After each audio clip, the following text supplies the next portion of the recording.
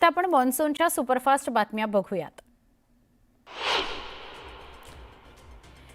जालना जिल्ह्यातील अंबड तालुक्यातील सुकना नदीला पूर आला। या पुरामुळे शेतात पाणी शिरलं, मोठं नुकसान झालं। नागरिकांनी सरकारकडे मदतीची अपेक्षा ठेवली आहे।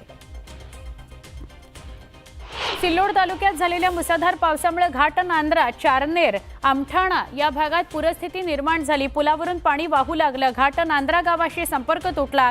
बहला नदीला पूर आला। आमठाणा गावाचा संपर्क तुटला। शेवगाव तालुक्यातील मुसळधार पावसामुळे नद्यांसह नाल्यांना पूर आला। त्यामुळे अनेक गावांमध्ये पुराचं पाणी शिरलं। अखेगाव, खरडगाव, वरूर, कोरडगाव, जोहरपूर या गावातील घरांसह शेतजमिनी आणि रस्ते पाण्याखाली गेले। पाथर्डी तालुक्यामध्ये झालेल्या मुसळधार पावसामुळे जिल्ह्यातील अनेक प्रमुख मार्गांवर वाहतूक ठप्प झाली। कल्याण, विशाखापट्टणम राज्य महामार्ग, बारामती, छत्रपती संभाजीनगर या मार्गावरील रस्त्यांवर पुलावरून पाणी वाहत होतं, त्यामुळे वाहतूक ठप्प झाली। अहिल्यानगर जिल्ह्यातील पाथर्डी तालुक्यात अतिवृष्टी झाली। जनजीवन विस्कळीत झालं। नदी नाल्यांना पूर आला। अनेक घरांसह शेतात पाणी शिरलं। काही नागरिकही पाण्यात अडकले, मात्र प्रशासनाच्या सतर्कतेमुळे त्यांना सुखरूप वाचवण्यात यश आलं। जळगावच्या एरंडोल तालुक्यातील उतरान गावात मुसळधार पाऊस पडला। महापूर आला। जोरदार पावसामुळे कस्तोऱ्या नाल्यालाही पूर आला। पुराचं पाणी नागरिकांच्या घरात शिरलं। दूध व्यावसायिकाची मोटरसायकलही वाहून गेली। यावेळी शेतीचं नुकसान झालं। सरकारकडे भरपाई मागितली जाते। जालना तालुक्यातील अनेक गावांमध्ये ढगफुटी सदृश्य पाऊस झाला। मानेगावमधील तलाव फुटला, त्यामुळे परिसरात पिकांसह शेतजमीन खरडून निघाली। अनेक पिकांचं नुकसान झालं। तात्काळ मदत द्या अशी मागणी शेतकरी करतोय। जालन्यामध्ये ढगफुटी सदृश्य पाऊस झाला, त्यामुळे शहरातून वाहणाऱ्या कुंडलिका नदीनं रौद्ररूप धारण केलं। मुख्य बस स्थानकातून बस सेवा बंद करावी लागली। सिल्लोड तालुक्यात झालेल्या मुसळधार पावसामुळे केळणा नदीला पूर आला। या पुरामुळे शेखपूर पिंपळगाव घाट या परिसरात काही शेतात पुराचं पाणी शिरलं। पिकांचं मोठ्या प्रमाणात नुकसान झालंय। बुलडाणा जिल्ह्याला पावसानं झोडपलं। सिंदखेड राजा तालुक्यातील सोनोशी परिसरात ढगफुटी सदृश्य पाऊस झाला। शेकडो हेक्टर पीक पाण्याखाली गेलं। रस्त्यांना नद्यांचं रूप आलं। वाहतूक ठप्प झाली। लातूर जिल्ह्यातील औसा तालुक्यातील मासुर्डी, टाका, भेटा, अंदोरा या परिसरात अतिवृष्टी झाली। मासुर्डी ते टाका गावाला जोडणाऱ्या ओढ्याला पूर आला, त्यामुळे मार्गावरची वाहतूक पूर्णपणे ठप्प झाली। पुराचं पाणी गावात शिरल्यानं शेतात पाणीच पाणी आलं। हातातोंडाशी आलेला घास हिरावून घेतल्यानं शेतकरी हवालदिल झाला। बीड जिल्ह्यात अतिवृष्टी झाली। शेतकऱ्यांच्या हातातोंडाशी आलेला घास हिरावला गेला, त्यामुळे शेतकऱ्यांच्या शेतातील सोयाबीन, तूर पीक पाण्याखाली गेलं। शेतकरी उद्ध्वस्त झाला, त्यामुळे सरकारनं तात्काळ मदत देण्याची मागणी शेतकऱ्यांनी केली आहे।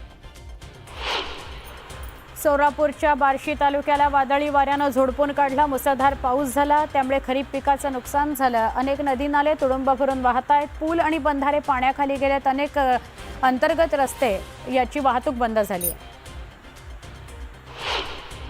अक्कलकोट तालुक्यातील सोलापूर जिल्ह्यातल्या अक्कलकोट तालुक्यातील वागदरी गावात मुसळधार पाऊस पडला। नाल्याला प्रचंड पाणी आलं। यावेळी दिवसभर चरून परतणाऱ्या शेळ्या नाल्याच्या एका बाजूला अडकल्या। यावेळी ग्रामस्थांनी शक्कल लढवली। शेळ्यांकरता मानवी साखळी तयार केली। शेळ्यांना नाल्याच्या दुसऱ्या बाजूला सोडलं। बीडच्या शिरूर कासार शहरात ढगफुटी सदृश्य पाऊस झाला। हजेरी लावली पावसानं, त्यामुळे अनेक भागात पाणी साचलं। पुराचं पाणी बाजारपेठेत शिरलं। घरांचं, व्यावसायिकांचं मोठ्या प्रमाणात नुकसान झालं। जालना शहरात पुन्हा ढगफुटी सदृश्य पाऊस झाला। शहरातील गायत्री नगरमधील अनेक घरांमध्ये पाणी शिरलं। कोठारी नगरमधील रस्त्यांनाही नद्यांचं रूप आलं, त्यामुळे जनजीवन विस्कळीत झालं। छत्रपती संभाजीनगरात झालेल्या मुसळधार पावसामुळे गल्हाटी नदीला पूर आला। यावेळी काही तरुणांनी नदीच्या पाण्यात उतरत धाडस दाखवण्याचा प्रयत्न केला। पाचोड खुर्द गावाचा संपर्क तुटला। नदीला पूर आला। गावांना सतर्कतेचा इशारा देण्यात आला। छत्रपती संभाजीनगरसह वैजापूर, पैठण, कन्नड, गंगापूरसह सिल्लोड आणि सोयगाव परिसरात जोरदार पाऊस झाला। पावसानं हाहाकार माजवला। ढगफुटी सदृश्य पावसानं अनेकांच्या घरात आणि शेतात पाणी साठून राहिलं। मोठ्या प्रमाणात नुकसान झालं। नदीला पूर आल्यानं घाट नांद्रा सिल्लोडचा संपर्क तुटला।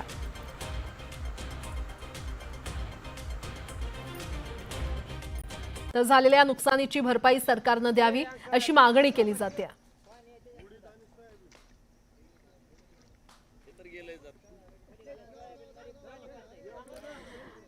तर आपण पाहतोय अतिवृष्टीमुळे शेतकऱ्यांचं मोठं नुकसान झालेलं आहे आणि याचाच आढावा घेण्यासाठी माझे सहकारी विलास बडे थेट ग्राउंड रिपोर्ट आपल्याला देणार आहेत। विलास, खरं तर सोलापूरमध्ये वादळी वाऱ्यासह पावसानं खरं तर झोडपून काढलेलं आहे, शेतकऱ्यांचं मोठ्या प्रमाणात नुकसान झालेलं पाहायला मिळतंय।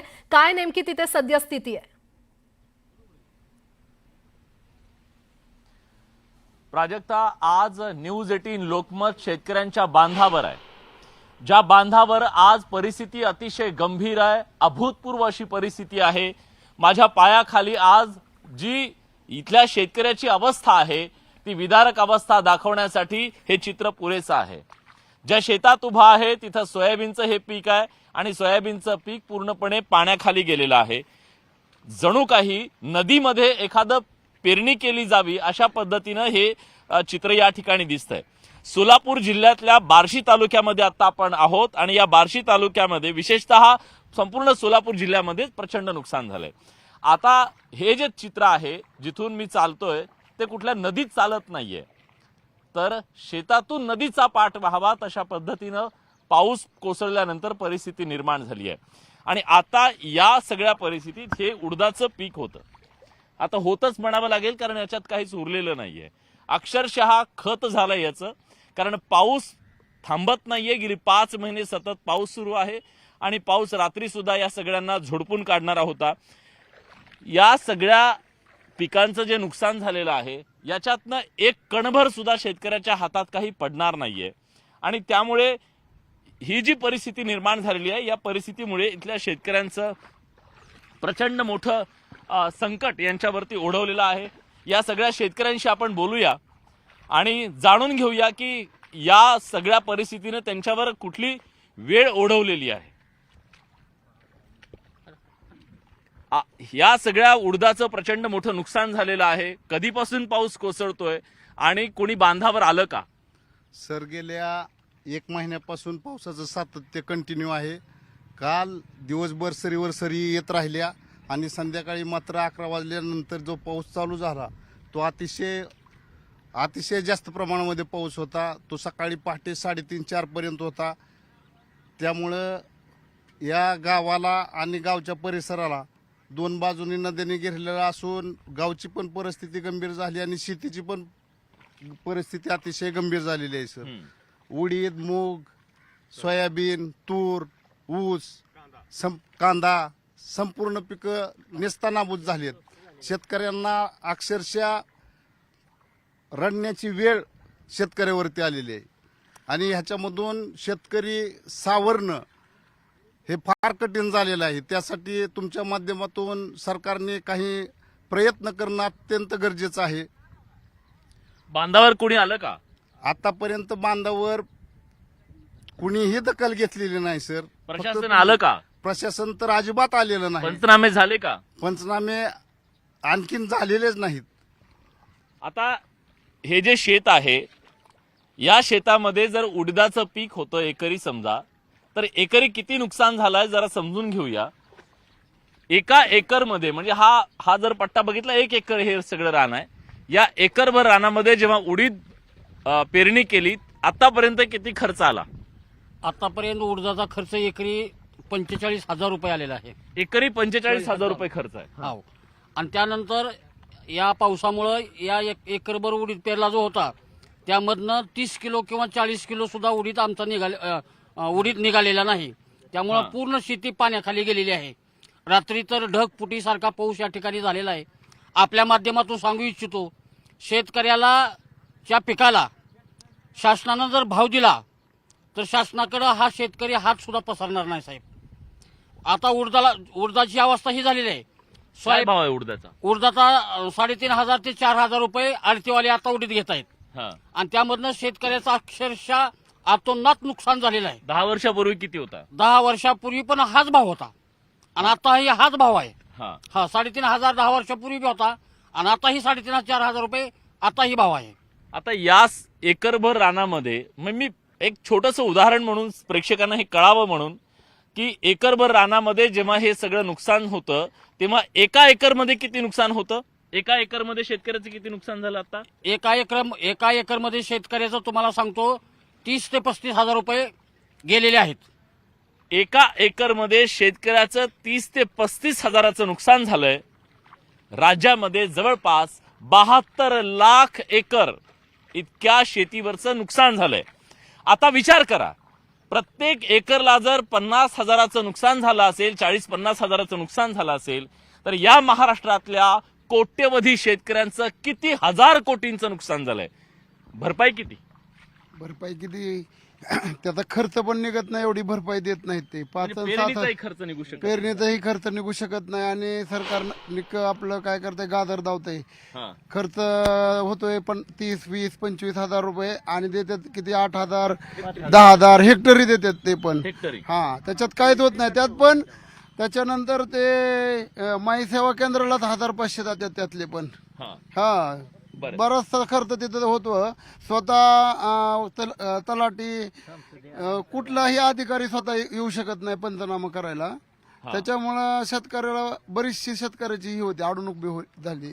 कदाचित लक्षात येणार नाही सामान्य प्रेक्षकांना, जे शहरी भागातले असतील त्यांना असं वाटू शकतं की सरकार मदत करतंय हेक्टरी 8,000 रुपये. आता हे हेक्टरी 8,000 म्हणजे किती हे कळायला पाहिजे. म्हणजे हेक्टरमध्ये 2.5 एकर असतं आणि अशा परिस्थितीत म्हणजे तुमचं जर नुकसान 1.25 लाखाचं झालेलं असेल तर तुम्हाला मिळतात केवळ 8,000 रुपये. आता त्या 8,000ची अगरबत्ती कुठे लावायची? 8,000 काहीच होणार नाही. हा. तर ह्यांनी हेक्टरी नियम बदलून यांनी जेवढं क्षेत्र शेतकऱ्याच्या नावावर आहे हा. तेवढ्या सर्व क्षेत्राची मदत द्यावी. हम्म.